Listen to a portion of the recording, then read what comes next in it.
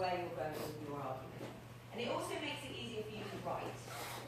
One of the tips I've got coming up later is when you're in the exam and you read the questions, it's worth spending 5 minutes on a piece of scrap paper, just kind of formulating a bullet point, your introduction or your structure, so that you've got that, even if it takes you up to 10 minutes, that helps to write a clear answer. You don't have to submit your scrap paper.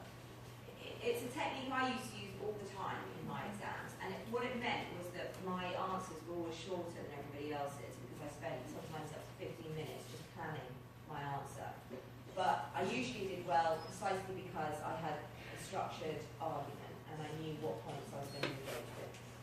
Yes? Professor, as you bring up the length of time it would take to write an essay, what's your criteria on the length? Like, do you want the essay to be somewhat drawn out and extensive, or do you want it to be kind of like succinct and like to the point with this argument? I think, firstly, there is no minimum or maximum length. It's about structure, coherence, and argument. So, yes, you will need to be succinct because you have 45 minutes. But frankly, this is a real skill, being able to crystallize your ideas and write them in a succinct way. And under time pressures, think about it in dialogue and conversation. So much of public knowledge exchange, you do it in conversation. You don't have long, you have to be succinct, and you have to know the concepts inside and out so that you can offer your particular account, whatever. But no, I'm not terribly interested in, you will get extra points for writing more. Although there are a few people in the past who, I don't know, write 1 or 2 paragraphs, less than a page, and then just get the hell out of it. And then you can do that if you like, but it's fairly easy to spot when someone hasn't put in much effort. So whatever. Okay, the second, once you've written your introduction then, and you've laid out what it is you're going to do, one thing I should say, I'll go back to this.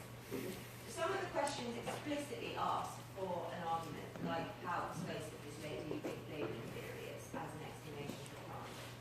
Some of them are more descriptive, so they are asking less explicitly for you to present an argument. In that case, if, for example, I think one of the questions asks you to describe what is meant by Durkheim's theory that crime is normal and crime is necessary. So there's another advantage for using this one. That kind of question, you would introduce it by telling me how you're going to explore those 2 questions and whether you think he's right. So it still involves some kind of argumentative or persuasive element. So you might want to say that actually I think that Durkheim was absolutely right, although it's a credible position to argue that crime is normal as a social fact. But it's more tenuous to argue that crime is necessary. And that's the position I'm going to take. Okay. So the main body of the text, you build your argument in a logical manner, include counter-arguments. You do this in order to show that you know what the gaps are in your own argument, but you think that they don't undermine your argument sufficiently for you to change it. Marshalling a range of examples, sources, case studies. So because you've only got 45 minutes, I'm not expecting you to include a mass of statistics and details, facts and figures, or to include a bibliography or in-text citations. But being able to demonstrate some examples, general examples, or to have some source material at your fingertips, even if it's just to say Merton argued this, whereas Agnew argued this. You don't have to provide dates if you don't have them. That would help substantiate your position. Remember that unsupported statements do not make compelling arguments.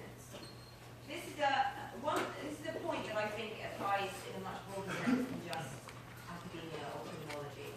But it isn't the case that everyone's opinion is equal. It just isn't the case from an intellectual standpoint. Everyone has a right to express their opinion, but some opinions are less valid than others. That's just how it is. And the way we are able to discern which opinions have more value than others are based on truth content, fact content, critical content, evidence, support. So I want to hear your position. I want to hear you come off the fence. I want to know what you think about these questions. But your opinion on its own isn't necessarily an intellectually valid position unless you can support it with good grounds and good reasons. That's crucial. Does anyone want to disagree with that? Because a lot of American students disagree with that position. I think there's kind of a culture in the West generally that everyone is equal, everyone's voice is equally valid, and that's fine until you get some crazy saying crazy things without any evidence at all. Then we have to actually question whether that's the case. The conclusion. This is where you say again what you've already said. So you don't introduce any new arguments into your conclusion that you haven't already examined. So I should have written an example this morning, but I didn't. So a nice conclusion would be to say, I've examined these various issues and I've come to form the position, the conclusion, X. You could also round it off with, I don't know, I like to add flourishes, some nice quote that perfectly encapsulates your position, for example. But it's just a brief kind of rounding up of what you've said. So that a reader, if they read your introduction and they read your conclusion, they would be able to know exactly what this person thinks and exactly what kinds of evidence or lines of argument this person has addressed. Whenever you read academic journal articles, for example, that's the structure, that's the format. It's actually a good study technique as well. So if you've got a limited amount of time, it's all at lastminute.com with the study. If you just take readings and you read the beginning and the end, you'll have some sense. I'm not suggesting you do that, I'm just saying that if it comes to it and you're running out of time. Relevancy. Okay, now this is a quite a common pitfall. So when you ask students a question about labelling theory, for example, or about, I don't know, white-collar crime, they'll tell you everything they know about that topic. So they'll give you a descriptive essay, which just, in no coherent order, in different paragraphs, tells you everything they know about white-collar crime, everything they remember. And that's not entirely terrible, you'll pass with that. But it's not always clear to the reader in what way each of these points relate to the question, or relate to this person's overall argument in response to the question. So make sure that each of your points or set of points, each paragraph, it's specifically addressing the question, whatever the question is asking. It's not just telling me everything you know about a subject. And if you are using examples, again, make them pertinent to what you're addressing.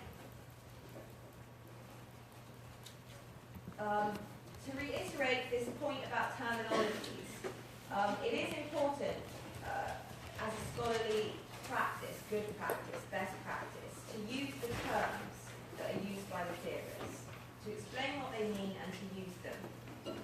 And keep your language formal and academic, so no colloquialisms or overly conversational stuff or idioms. I mentioned this before, be cautious about using the first person, but you don't need to hide from it. As I demonstrated in that introduction example, the occasional, this is my position, I've chosen to address these themes, that's fine. But try not to make it this kind of common practice where every paragraph, I think this, I did this, I heard this, I found this. This is an academic piece of writing. Evidence and sources. Okay, so what constitutes evidence or good grounds or reasons in an argument? In the social sciences, there are a number of things that could count as validating substance to your position. Now, some of these things will be harder to incorporate into your exam answer because you don't have an open book situation.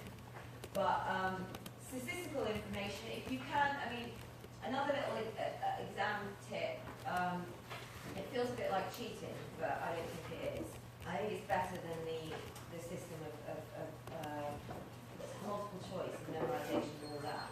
But for each of those 3 topics that you study in the coming week, if you can remember a couple of just 1 or 2 facts or key statistics about that particular argument or theory, and just memorize those, it just